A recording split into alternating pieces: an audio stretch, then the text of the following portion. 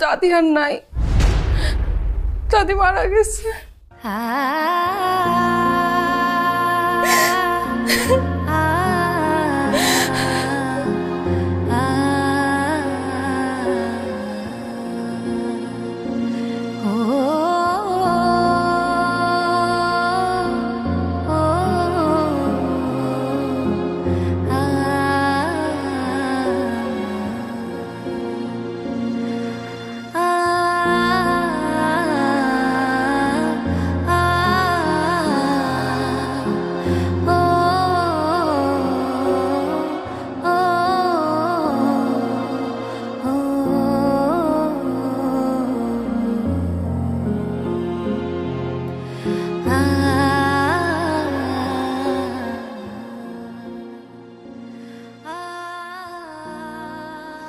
ভাইজান, মা, ভাই গেছে গা বুকের মধ্যে অনেক জ্বালা যন্ত্রণা কষ্ট নিয়ে গেছে গা। মা, খবরদার, তুই আমার মার কাছে আসতে পারবি না। কেন না, কেন আমি আমার মার কাছে যাইতে পারব না? কেন? কেননা তুই আমার মার সন্তান না। কি কি কইলে তুমি ভাইজান? আমি আমার মার সন্তান না? না, তুই যদি মার সন্তান হতি তাহলে মানে এত কষ্ট দিতে পারতিস না, এত যন্ত্রণা দিতে পারতিস না, মার বুকটা খান খান করে ভেঙে দিতে পারতিস না। তুই যা, যা, যা। তুই যা যা যা যা।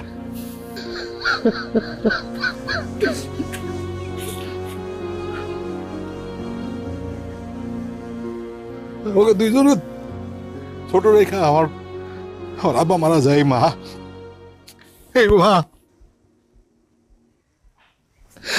আরে আমার আমার নানা আমার মামারে বলছিল আমার মারে আবার বিয়ে করতে। বলছে না, আমার দুই সন্তান আছে, আমি এই দুই সন্তান রে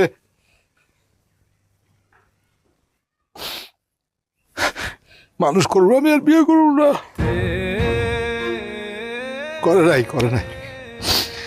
আব্বা মারা যাওয়ার পর সমস্ত সংগ্রামের দায়িত্ব তুলে নিয়েছে, নিজে পুরুষ মানুষের মতো খেতে কাম করছে, গরু হাঁস মুরগি পালন করে আমাদেরকে খাওয়াইছে, সংসার চালিয়েছে, কাউরে বুঝতে দেয় না।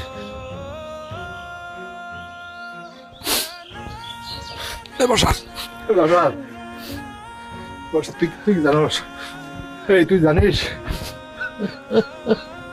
তুই যখন মার পেটে তখন মাস খুব শরীর খারাপ, ডাক্তারে বলছিল যে সন্তানটা ফালাই দেয়। মা কইছে না, এই সন্তানের আমি দুনিয়ার আলো দেখাবো,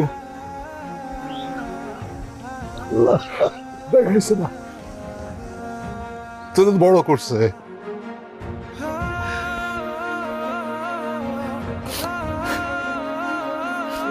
তুই ঢাকায় থাকতিস, মা প্রত্যেকদিন প্রত্যেক ওয়াক্তের নামাজ পড়ে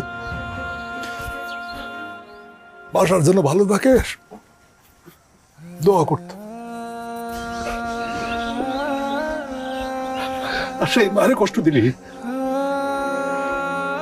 তুই বাড়ি ভাগ না করতে মারা কোনো শুনলি না, তুই বাড়ির মধ্যে একটা লোক ঢুকাইলি, তুই বাড়ির মধ্যে পাঁচিল দিলে, তুই এই দেয়াল তুই ভাগ করে যা, আমার মায়ের বুকটা খান খান হয়ে গেছে। তুই যা, আচ্ছা তুই যা, এই যা, যাতে বল, যাতে বল, যা যা, আমার বাড়ি দেখতে দেবো, আমার বাড়িতে বলবি, যা তুই যা। আমি আমার ভাইজানের মতন খাইতে চাই। আমার আম্মা তোমার জন্য মরছে, তুমি দায়ী। কোন করছো তুমি? আমার তুমি কোন করছো? দিব না আমার কোন কোনি আমার মুখ দেখতে দেব না। তুমি যাও আমি দেখতে দেব না। ও মা মারা তো অনেক কোন করছে। আমার তোরা মাফ করে দে।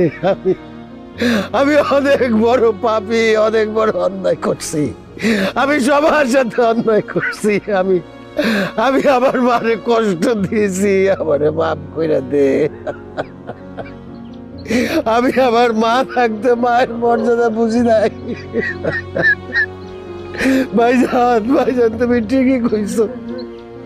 ছোটবেলায় এত আদর যত্ন করে আমাদেরকে বড় করছে, আর সেই আমি এত কষ্ট দিছি। আমার তো শাস্তি হওয়া দরকার। আমারে তোমরা শাস্তি দাও। আমি এই বাড়ি ভাগ করছি, আমার বাপের ভিটারে আমি ভাগ কইরা বাইরের মানুষ ঢুকাইছি। অনেক বড় অন্যায়, অনেক বড় অন্যায়। এই অন্যায়ের কোনো মাপ হয় না। আমারে তোমরা শাস্তি দাও, তারপরেও একটা বারের জন্য আমার মার মুখটা দেখতে দাও ভাইজান। একটা বার ভাইজান, একটা বার। আল্লাহ বাবা শিবু, বাবা রে, তোর বাপরে একটু তোর দাদির মুখটা আমার একটু দেখাইতে তোর দাদিরে খবর দিয়ে দিলে চিরজীবনের জন্য আমি তার হারাই ফেলবো। আমি আর কোনোদিন তার মুখ দেখতে পারবো না। একটা বার তুই তোর আব্বারে বাবা, আমারে যদি দেখতে না দেস তাহলে তোর দাদির সাথে আমারও কবরে ঢুকাই দে। আমার গলা টিপা বাইরা ফেল, আমারে বাইরা ফেল, আমারে বাইরা ফেল। চাচা, আপনি কেমনে পারলেন আপনার মায়েরে ভুলে থাকতে, আপনার আপন ভাইরে ভুলে থাকতে, আমার ঘরে ভুলে থাকতে? দাদি আপনারে কত ভালোবাসে, তার কষ্ট দিয়ে আপনি ঢাকা চলে গেলেন, বাড়ির মধ্যে আরেক মানুষরে উঠাইলেন।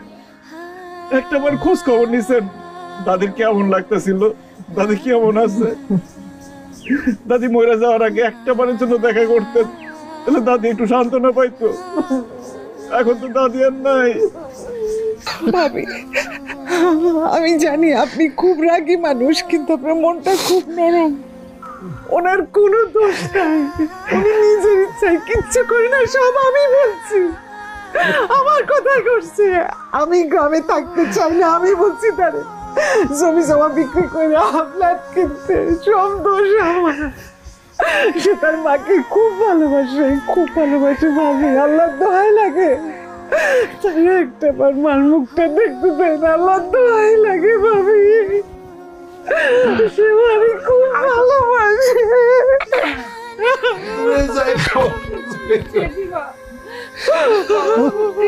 অনেক ভালোবাসে। আমার বাবা অনেক গল্প করতো দাদির ব্যাপারে, দাদির জন্য মাঝে মধ্যে কান্নাকাটি করতো। জেঠিমা একটা বারের জন্য আমার বাবাকে একটু দাদির মুখটা দেখতে দাও, একটু দেখতে দাও। মারিয়া, তোমার বাবা, তোমরা তো তোমার দাদিরে অনেক ভালোবাসতা, কিন্তু তোমার দাদি যে তোমার কত ভালোবাসতো এইটা কি বুঝো নাই? এখন আইছে তোমার আব্বা আম্মার মুখ দেখতে, আরে এখন কি মায়ের কথা কই পড়ে? ওই দেও দেও, মার মুখটা দেখতে দাও। আরে বাসা